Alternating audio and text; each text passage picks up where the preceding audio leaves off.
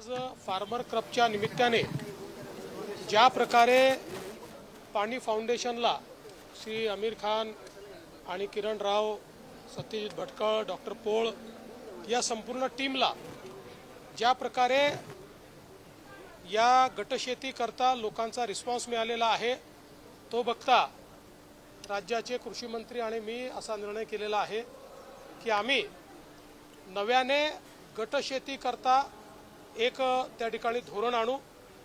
गटशेतीमुळे शेतकऱ्यांची त्या ठिकाणी शेतीमध्ये गुंतवणूक करण्याची कॅपॅसिटी वाढते, त्याच्यामुळे त्यांचं जे काही त्या ठिकाणी उत्पादन खर्च आहे तो कमी होतो, त्यांची उत्पादकता वाढते आणि मोठ्या प्रमाणात त्यांना त्या ठिकाणी फायदा देखील मिळतो।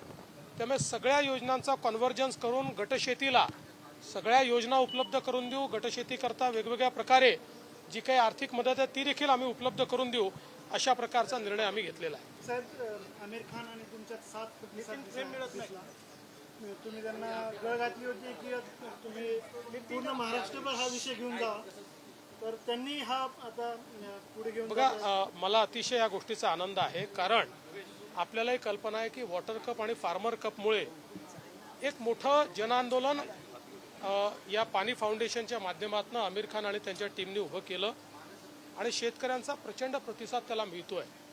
आणि म्हणून माझी त्यांना सातत्याने ही विनंती होती की तुम्ही काही तालुक्यांपुरतं मर्यादित राहू नका। हा जो काही तुम्ही पॅटर्न तयार केला हा यशस्वी होतोय, हा सगळ्या तालुक्यांपर्यंत गेला पाहिजे। आम्हीही सरकार म्हणून त्याला काय जो पाठबळ द्यायचा तो आम्ही द्यायला तयार आहोत। आणि मला अतिशय आनंद आहे की आज त्यांनी पुढचा जो फार्मर कप आहे तो संपूर्ण महाराष्ट्राकरता घोषित केलेला आहे।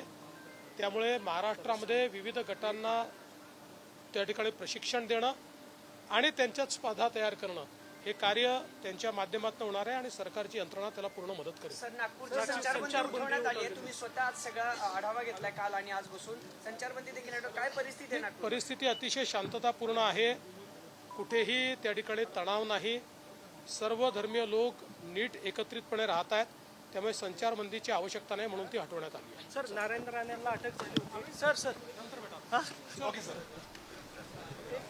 आमिर सर